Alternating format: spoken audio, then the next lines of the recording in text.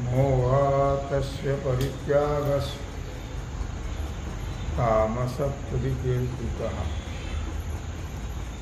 भगवान सिद्धेश्वराच्या सेवाकृपेने श्री रुक्मिणी पांडुरंगाच्या चरणावर बसून श्री सद्गुरू ज्ञानेश्वर महाराज, श्री जगद्गुरू तुकाराम महाराज, श्री संत एकनाथ महाराज यांच्या चरण सानिध्यामध्ये आपण सर्वजण मिळून महान ग्रंथराज ज्ञानेश्वरीच्या 18व्या अध्यायाच्या 7व्या श्लोकाचा आपण विचार करत आहोत। विषय आहे कर्म। नियतस्तु संन्यास कर्मणो नोपपद्यते मोहातस्य परित्यागस् तामसः परिकीर्तितः। भगवान श्री कृष्ण परमात्मा अर्जुनाला सांगतात, अर्जुना, नित्य कर्माचा त्याग करणं योग्य नाही। नित्य कर्म कोणतंही टाकल्या जात नाही किंवा त्याचा त्याग करू नये। अज्ञानाने जर नित्यकर्माचा त्याग केला तर त्याला तामस त्याग असं म्हटलेलं आहे। त्या त्यागाला तामसी त्याग म्हणतात। नकळत जर केलं नाही तर आम्हाला कळलंच नाही, आम्हाला आठवणच नाही, मग त्याला त्या त्यागाला तामस त्याग असं म्हणतात। त्याला एक दृष्टांत देत आहे। नातरी अंधाराची निरोखे, जैसे डोळा रोवी जती नखे, तैसा कर्मद्वेषे आशेखे कर्मेची सांडी। अंधार हा कोणतीही वस्तू दिसू देत नाही। ज्यामध्ये कोणतीही वस्तू दिसत नाही त्याचं नाव अंधार आहे। आणि जवळ असणारी परमात्मा वस्तू दिसत नाही त्याचं नाव अज्ञान आहे। अज्ञानाने हृदयस्थ परमात्मा कळत नाही आणि अंधारामध्ये कोणतीही वस्तू दिसत नाही। अर्थात अंधाराच्या रागाने जणू काही आपल्या डोळ्यातच जशी आपली नक्क खुपसावीत, तसंच काम्य कर्म हे बंधन करणार आहे असं आपण आतापर्यंत पाहत आलो की काम्य कर्म हे नेहमी जीवाला बांधतं। बांधतं याचा अर्थ जीवाला जन्म मरणाचं दुःख भोगायला होतं। अरे एखादा जन्म असता तर काही वाटलं नसतं।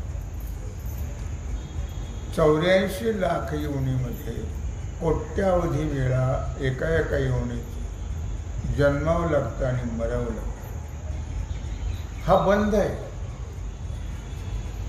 सकाम कर्माचा हा बंध आहे आणि तो बंध फार वाईट आहे। म्हणून मनुष्य त्या द्वेषाने, कर्माने आपल्याला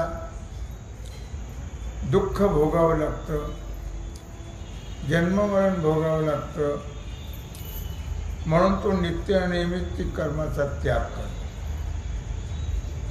नित्यनैमित्तिक कर्म जर केलं नाही तर पाप होतं, असं त्याचं महत्त्व आहे। नित्यनैमित्त कर्म करणं अत्यंत गरजेचं आहे। रोज स्नान 10 वाजता का होईना केलंच पाहिजे। रोज हरिपाठ म्हटलाच पाहिजे, जप केलाच पाहिजे, पूजा केलीच पाहिजे, हे उपासक जे आहेत साधक, त्याच्याकरता नियम आहेत हे. आता ज्यांना काहीच कळत नाही, पशुवत जे आहेत त्यांना काहीच नियम नाही, त्यांना पामर विषय असं म्हटलेलं आहे. ते काही करतही नाहीत, त्याच्याबद्दल त्यांना काही सुखदुःखही वाटत नाही, कारण कळतच नाही त्यांना. तयाचे जे कर्म सांडणे ते तामस मी म्हणे. जाऊ द्या, कर्मामुळे सुखदुःख भोगावं लागतं, जन्म मरण भोगावं लागतं, म्हणून नित्यनैमित्तिक कर्माचा त्याग केला तर त्या त्यागाला भगवान म्हणतात मी तामस त्याग म्हणे. तयाचे जे कर्म सांडणे, नित्यनैमित्तिक कर्म टाकणं म्हणजे ते तामस मी म्हणे. त्या टाकण्याला तामस त्याग म्हणतात.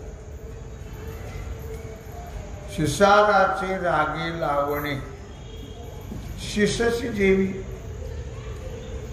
अर्थात शिसाराचे रागे लावणे शिसची देवी. डोकं दुखतं म्हणून डोकं तोडून टाकलं. शिसची जायचे म्हणजे डोकं नेहमी दुखतं म्हणून डोकं तोडलं, काय फायद्यात पडेल. भगवान म्हणतात ओ भी गया ए भी गया, सर्वच गेलं. मग हा गा मार्ग दुवाड होय तरी निस्तरतील पाय, की तेची खांडणे आहे मार्गापराधे.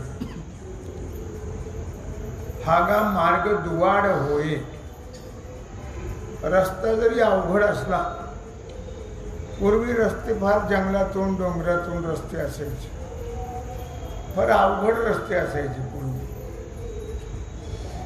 मग ते पाय चालून संपवतील ना. कसा जरी रस्ता असला तरी पाय चालून तो रस्ता संपवतात. परंतु तसं केलं नाही तर रस्त्याच्या अपराधामुळे त्याला राग आला, पायच तोडून दिले. योग्य आहे का? नाही. दुसरे उदाहरण, भुकेली या पुढे अन्न हो का भलतैसे ऊन, तरी बुद्धी न घेता लंघन भाणे पापरा हल्या. या भुकेला माणूस आहे आणि त्याच्या पुढे वाढलेलं अन्न आहे, ते कितीही गरम असे नका, नेवेपर्यंत मनुष्याला दम निघत नाही. काय मनुष्याला दम निघत नाही नेवेपर्यंत. हा हा हो हो करून खाईलच, पण थांबणार हो नाहीये. लक्षात ठेव. काय भुकेलिया पुढे अन्न हो का भलतैसे ऊन, किती गरम असलं ते तरी तो थांबणार नाही. थोडं थांबा, कशाचं थांबतोय. तरी बुद्धीनं घेता लंघन भाणे पापऱ्या आल्या. अर्थात निवेपर्यंत तो थांबत नाही, तो विचारही करत नाही. मग रागाने त्याला थांबा म्हटलं तर भाणे पापरा हल्ल्या म्हणजे ते ताटच लाथाने ढकलून दिलं. पोट भरेल का? नाही भरणार. भूक भागेल का? नाही भागणार. माणसं असं म्हणतात सगळ्यावर राग काढावं पण अन्नावर राग काढू नये. पूर्वी सासर वाचण्याचं काही चालायचंच नाही, कोणी बोलू द्यायचं नाही. मग त्याने बिचाऱ्याने आपलं उपाशी राहायचं. मग तर सासरच्या माणसाचं काय गेलं, ते तर राक्षसच. त्यानं काही त्याचं सुख दुःख, जेवली तर जेवली, नाही जेवली, असं होतं पूर्वी. अन्नावर रुसायचं नाही, येऊन जाऊन जेवायचं नाही. नाही जेवढं तर कोणाचं नुकसान होणार आहे, त्यांना काय दुःख होणार आहे. असुरी प्रकृतीच्या लोकांना त्याला सात्विक वृत्ती लागते दुःख होण्याकडे.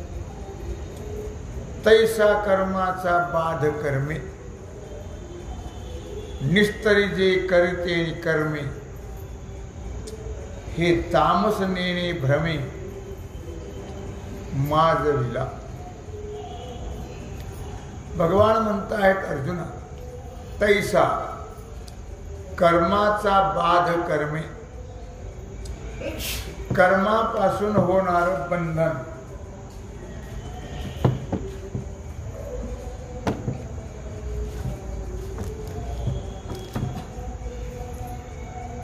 कर्मापासून होणार बंधन ते बाधा करतं. त्याकरता निष्काम कर्म केलं पाहिजे, निराभिमान बुद्धीनं केलं पाहिजे. निष्काम कर्म केलं तर छाती बडवायची नाही, मी निष्काम कर्म केलं म्हणायचं नाही, मी म्हणायचंच नाही, पुन्हा बाधक होईल. अभिमान घेतला की आणखी जास्त बाधक होईल. म्हणून निराभिमान बुद्धीनं कर्म करतच राहावं. ही युक्ती तमोगुणी माणसं जी असतात त्या माणसाला अज्ञानामुळे म्हणा, भ्रमामुळे म्हणा, कळत नाही त्यांना. अज्ञान म्हटलं तरी काय आणि भ्रम म्हटलं तरी काय. आणि म्हणून तो मनुष्य कर्मत्याग करण्याकरता भ्रमाने माजवल्या जातो. म्हणजे माजवल्या जातो याचा अर्थ अविचारी बनतो. तो कुठल्याही प्रकारचा तो विचार करत नाही, म्हणून त्याला भ्रमिष्ठ म्हणतात. भ्रमिष्ठ म्हणजे आपण शिवी देत तसं ते भ्रमिष्ठपणा नाही. भ्रमिष्ठ याचा अर्थ भ्रम असणं. मग सर्व जीवाच्या ठिकाणी भ्रम आहेच, भ्रम जातच नाही आणि यथार्थता कळत नाही. का स्वभावी आले विभागा, ते कर्मची ओसंडी पैगा, तरी झणे आतळ त्यागा तामसा तया. की स्वभावे आले विभागा. स्वभाव याचा अर्थ असा की आपल्या वर्णाश्रमाप्रमाणे वाट्याला आलेलं जे कर्म आहे, स्वाभाविक कर्म, त्या कर्मालाच तो तमोगुण बाहेर फेकतो. त्या कर्माला परंतु तशा त्या तामस त्यागाचा अर्जुना तो विटाळ सुद्धा होऊ देऊ नकोस. म्हणजे तामस त्यागाचा तुला स्पर्शही होऊ देऊ नको. अशा प्रकारचा तामस त्याग तू मनात सुद्धा आणू नकोस, असं त्याचा अर्थ आहे. दुःखमित्येव यत्कर्म कार्यक्लेश मया त्यजेत सकृत्वा राजसंत्यागम नैव त्याग फलम लभेत. तामस त्याग सांगितलं, आता राजस त्याग सांगताय या 8व्या श्लोकात. दुःखमित्येव यत्कर्म काय क्लेश भयात त्यजेत सकृत्वा राजसं त्यागन नैव त्याग फलम लभेत. भगवान सांगतात अर्जुना, जो पुरुष कर्म दुःखरूप आहे, कोणतंही कर्म सुखासुखी होत, कोणत्याही कर्माला दुःख सहन करावंच लागतं. दुःख सहन केल्याशिवाय कोणतंही कर्म होत नाही. लक्षात घ्या. मग अशा समजुतीनं आणि शारीरिक कष्ट होतात, दुःख होतं, अशा भयाने, त्या कष्टाच्या भयाने म्हणा, ते दुःख होतो त्याच्या भयाने म्हणा, कर्माचा त्याग करतो. त्या दुःखाने भयाने, त्याचं नाव आहे राजस त्याग. अर्थात त्या त्यागाचा आणि कुठल्याही प्रकारचं फल प्राप्त होत नाही या राजसी त्यागाने. अथवा स्वाधिकार बुझे आपले विहितही सुझे, परिकरितया उपजे निबरपणा. भगवान सांगतात अथवा रजोगुणी मनुष्य आहे, तो आपला अधिकार कोणत्या प्रकारचा आहे हे जाणत नाही. महाराज म्हणतात सर्वांना सारखा उपदेश करायचा नाही. अधिकार तैसा करू उपदेश, साहे ओझे त्यास तेची घ्यावे, मुंगीवरी भार गजाचे पालन, घालिता हे कोण कार्य सिद्धी. महाराज म्हणतात अधिकार तैसा करू उपदेश. अधिकार जसा असेल तसा उपदेश करावा. उगीच हत्तीची अंबारी आणि मुंगीवर घातली तर नाही. गजाचे पालन मुंगीवर घातलं तर मरून जाईल. अधिकार पाहून कुठल्याही प्रकारे कर्माचा उपदेश करावा. कोणताही उपदेश अधिकारानुरूप असावा. नामाला मात्र सर्वाला अधिकार आहे, तिथं काही अधिकार पाहण्याची गरज नाही. सकळास येथे आहे अधिकार, कलियुगे उद्धार हरी नामे. यारे यारे लहान थोर, याती भलत्या नारी नर, करावा विचार नलगी चिंता कवनाची. सकळाशी येथे आहे अधिकार. तेव्हा अधिकार अथवा अस्वाधिकार बुझे, आपला अधिकार कोणता आहे, कसा आहे, हा अधिकार आपल्याला कळणं गरजेचं आहे. आणि कोणत्या प्रकारचा तो अभिमान हा अधिकार आहे, अर्थात त्याप्रमाणे त्याचा आश्रय करणं आवश्यक आहे. हे जो जाणतो तो आपला वेदविहित कर्म कोणता आहे त्याला कळतं. ज्याला आपला अधिकार कळला त्याला कर्म कळल्या जात. तुम्ही का तिथं बसला? रोखले नाही आले तेव्हा तिथं बसायला सांगितलं.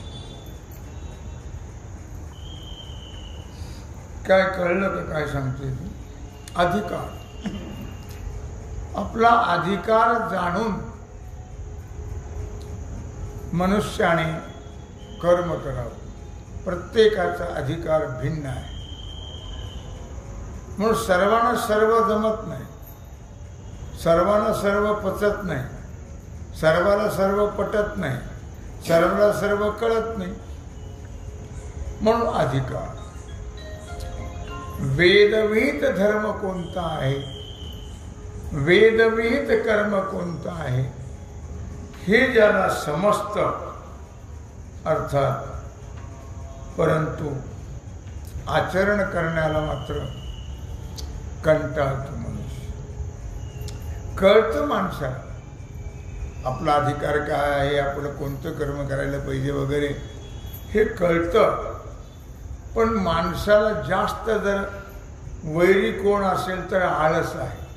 अलक्ष्यम ही मनुष्यानां शरीरस्थो महारिपुः असं म्हटलं. मोठा शत्रू जर कोण असेल तर आळस आहे. आळसामुळे माणसं परमार्थ करत नाहीत.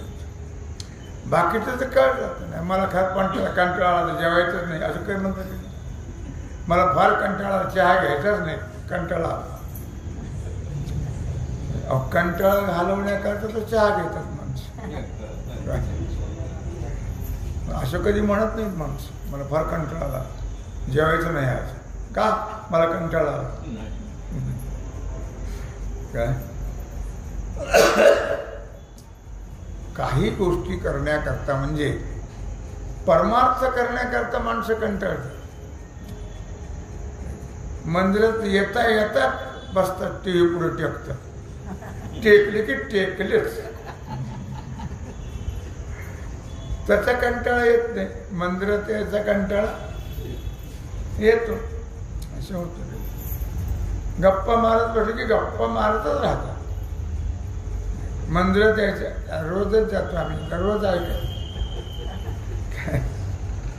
रोज ऐकत होतं. आम्हाला ते कळलं सगळं. अशा प्रकारे आळस हा माणसाचा मोठा शत्रू आहे असं सुभाषितकार म्हणत आहे. म्हणून वेदविहित कर्म कोणतं आहे हे समजणं फार गरजेचं आहे. आणि मग ते आचरण करणं हे महत्वाचं आहे. पण ते वेदविहित कर्म कळालं पण त्याचं आचरण जर करत नसेल तर कंटाळा, आळस, त्यामुळे तो करत नाही. त्यामुळे सगळंच जातं फुकट, व्यर्थ जातं, सगळं जीवन व्यर्थ जातं. सगळ्याला कंटाळा करावा माणसाने. जेवायचा कंटाळा करते चालेल, चहा नाही घेतला कंटाळाला चालेल, बाकीचे कर्म नाही केले तरी चालतील, पण भगवंताचं भजन करण्याला कंटाळा येऊ नये, आळस येऊ नये. आळस कुणाला येतो भजनामध्ये? पाप्याला. भक्ताला स्फूर्ती निर्माण होते भजनामध्ये. जेवढं जास्त भजन तेवढी जास्त स्फूर्ती निर्माण होते, आनंद होतो त्याला. कंटाळा, आळस येत असेल, झोप येत असेल तर समजावं पाप आहे का? पाप आडवं येतं म्हणून झोप येतो, कंटाळा येतो, आळस येतो. माळ गळून पडली की तशीच पडून देतात. आळस, कंटाळा. जे कर्माची आईली कर नावेक दिशे दुवाड, जे वाहतीये वेळे जड शिदोरी जैशी. कर्माच्या आरंभाचा भाग थोडासा कष्टकारक असतो, दुःखदायक असतो. जसं शिदोरी डोक्यावर न्यायची म्हणजे थोडं ओझच होतं ते, पण जेवताना मजा होती. ओझ आहे म्हणून जर नेलीच नाही शिदोरी तर लोक जेवत राहतील, हे तोंडाकडे बघत राहील. म्हणून शिदोरी ही त्रास होईल थोडा सांभाळण्याचा, डोक्यावर नेण्याचा. डोक्याला आता कोणी नेत नाही पण नेण्याचा त्रास होईल, पण जेवताना मजा येईल ना. का जैसा बिंब निंब जिभे कळवट, शिरडा पहिले तुरटू, तैसा कर्मा आईल शेवटू.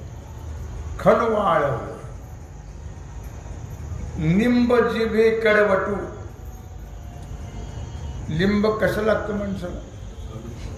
कडू लागतो. पण त्याला अमृत वृक्ष म्हटलेलं आहे. लिंबासारखे गुणधर्म कुठल्याच वृक्षात नाहीत. सगळे विष घालवते लिंब.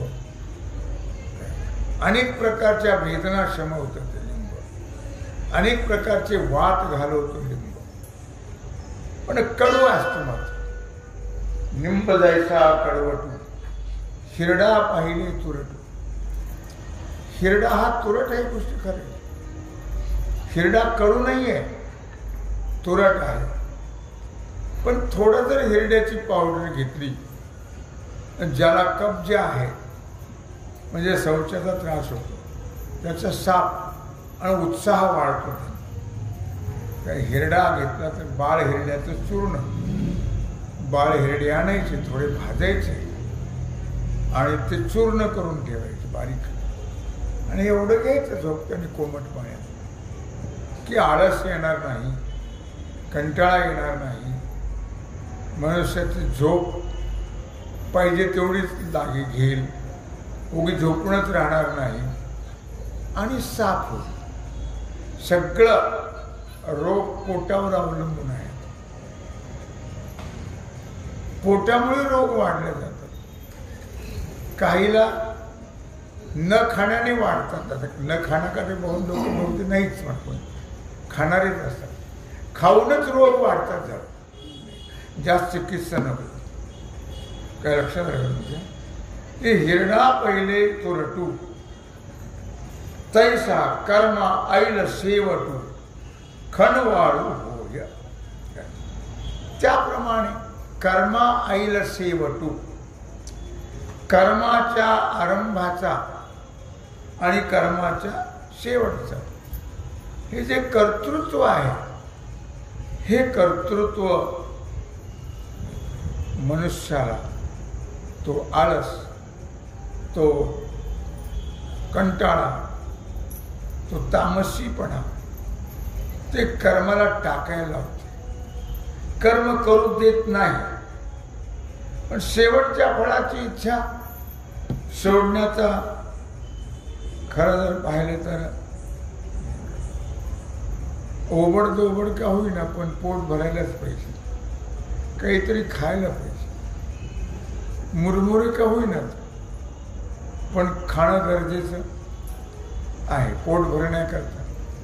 मुरमुऱ्याने काही पोट भरतं का? नका भरा, पण खाणं गरजेचं आहे. खायला तर पाहिजे ना काही. काही नसलं तरी मुरमुरे शेंगादाणे का होईना त्याने सुद्धा पोट भरल्या जातं, भूक भागल्या जाते. पण पाहिजे वेळेला काहीतरी पाहिजे. किंवा दुसरं उदाहरण, धेनू दुवाड शिंग, शेवंतीये आडव अंग, भोजन सुख महाग, पाक करिता. गाई, बाकीचे अवयव गाईचे गरीब असतील पण शिंगाणी मारक्या असतात. काही गाई शिंगाणी मारतात, मारक्या असतात. शेवंती आडव अंग, शेवंतीचं फूल चांगलं पण शेवंतीचं झाड उगं वेडवाकडं असतं. त्याला काही फारसं गौल्यपणा नसतो. किंवा जेवणाचं सुख आहे पण ऐकतं असेल तर, भोजन सुख महाग, पाक करिता. जेवण कसं पाहिजे? ऐकतं पाहिजे, स्वयंपाक नको. स्वयंपाक करायचं म्हणजे मग ते महाग पडतं, महागात पडत, स्वस्तात पडत नाही. आईचं कुठलं कसलं काय ना म्हणा पण ते स्वस्तात पडत. भोजन सुख महाग, पाक करिता. नाव ठेवायला येतात माणसं पण करून बघायला काय हरकत नाही का? घरच्या मंडळीला असंच झालं तसंच झालं, फोडणीच कमी पडली, करपलं, अमुक झालं, तू बघ ना ड्युटी करून कशी मजा आहे. काय नावं ठेवणं फार सोपं आहे भोजन सुख महाग पाक करिता. करून खायचं जर म्हटलं तर मग ते कळतं माणसाला काय प्रकार आहे. म्हणून आहे तसं खात राहावं. बोलायचं ओ नाहीये. तैसे पुढत पुढती कर्म आरंभीच अति विषम. म्हणून तो ते श्रम करिता मानी. तैसे पुढत पुढती कर्म त्याप्रमाणे निष्काम कर्म जे आहे ते सुरुवातीला कष्टदायक वाटणारच, पण त्याच्यापासून काही मिळायचंच नाही ना. त्याच्यापासून काही फळ मिळायचंच नाही, म्हणून ते कष्टकारक सुरुवातीला वाटणार, पण फळ फार त्याचं चांगलं आहे. निष्काम कर्माचं फळ जे आहे ते मोक्ष आहे, भगवत स्वरूपाची प्राप्ती आहे. म्हणून तैसे पुढत पुढती कर्म आरंभीच अति विषम. कर्म निष्काम कर्म करणं हे सुरुवातीला कष्टदायक आहे. त्याच्यापासून ज्याच्यापासून काही फळ मिळतं ते माणसाला कर्म सोपं वाटतं, पण कर्मापासून फळ मिळतच नाही. मिळतं ते कर्माचं फळ, पण जन्म मरण हे कर्माचं फळ मिळतं. म्हणून निष्काम कर्म करायला अवघड आहे, दुःखकारक आहे, कष्टकारक आहे, पण त्याचं फळ फार चांगलं आहे. म्हणून तो ते श्रम करिता मानी. आणि म्हणून ते कर्म करत असताना मनुष्याला कष्ट वाटतात. श्रम करिता मानी, श्रम वाटतात. निष्काम कर्म करायचे, देवाची पूजा करायची कंटाळा, देवाची पूजा करायची. त्याला सांगितलं रोज आई पूजा करायला सांगायची, देवाची रोज पूजा कर तर जेवायला दे. तुम्हाला हा काय ताप रोज पूजा करायची? तुम्हाला नकोच, आता दुसरीकडे जाऊ कुठे, म्हणून दुसऱ्या गावाला गेला तर तिथं म्हणले ब्राह्मणाचे घर आहे का? म्हणले आहे. जेवायला मिळेल का? मिळेल, पण पूजा करावी लागेल. ते म्हणलं बघा आता मिळेल काय, ही चाल होतं तेच, पुन्हा पूजा करावी लागेल. मग तिसरीकडे गेला. तिसरीकडे गेल्यानंतर तिथं सांगितलं का हो जेवायला मिळेल का? ब्राह्मणाचं घर आहे. म्हणले आहे.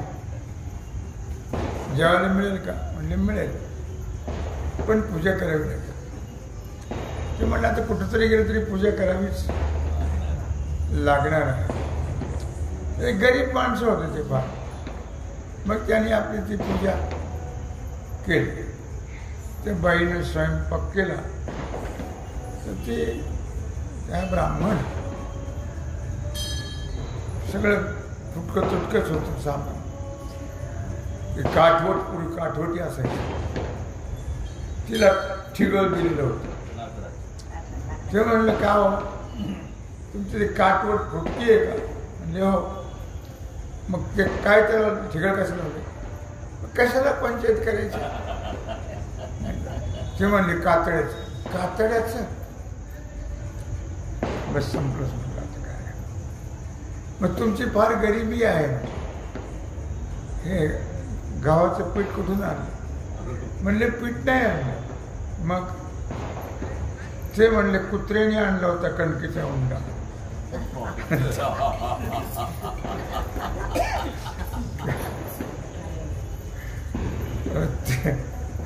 ती कणिका.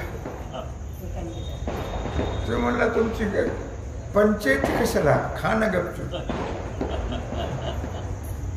ते म्हणलं हे भात तुम्ही तांदूळ विकत आणले? म्हणली नाही, आमचे मालक 10व्याला गेले होते, ते पिंडाचा आहे.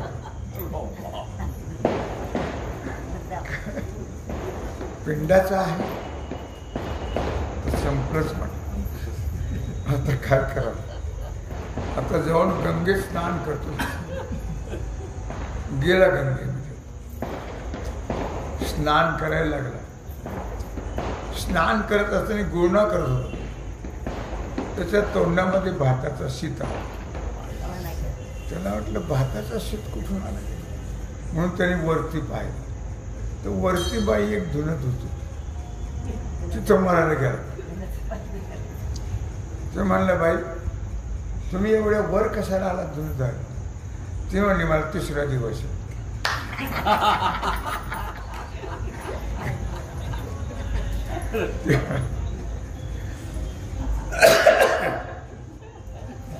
मी कसं करा सांगितलंय की कष्ट आहे, लक्षात ठेवा. कर्म करणं म्हणजे साधी गोष्ट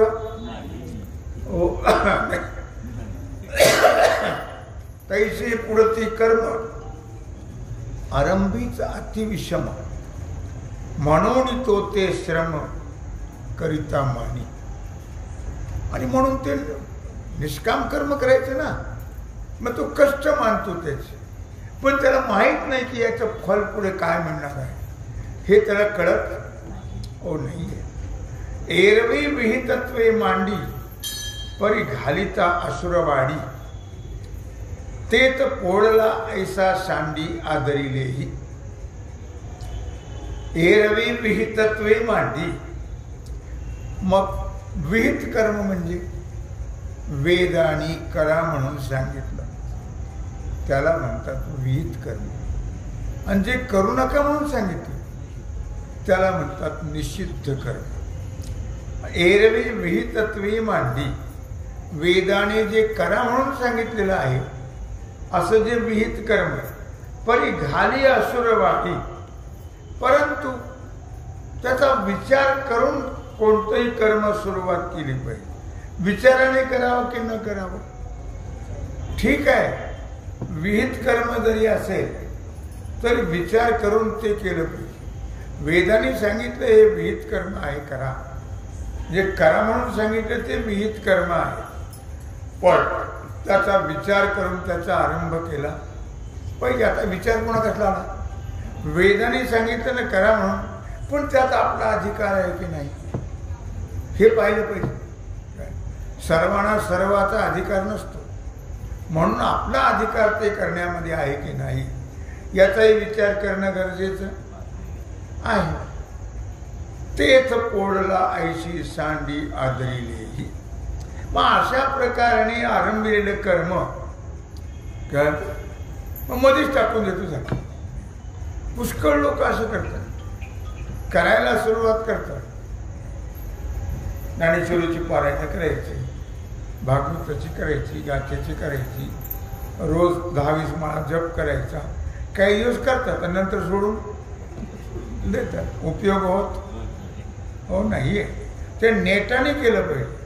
नित्य नेमन आम्ही ते प्राणी दुर्लभ, लक्ष्मी वल्लभ तयार. मग एकदा का मनुष्याने नियम केला की नेमान टळे निर्धार, पडता जड भारी, नेमान टळे निर्धार. जरी मनुष्याला जड भारी झालं तर नेम चुकता कामा नाही, लक्षात. म्हणून म्हटलं या ठिकाणी तेथ पोळलाही सांडी आदरिलेही मणे वस्तू. अशा प्रकारे झालेली सेवा भगवत चरणी समर्पित करून राहिला जो सेवेचा भाग आहे तो आपण पूजा करू. कुंडली वरदा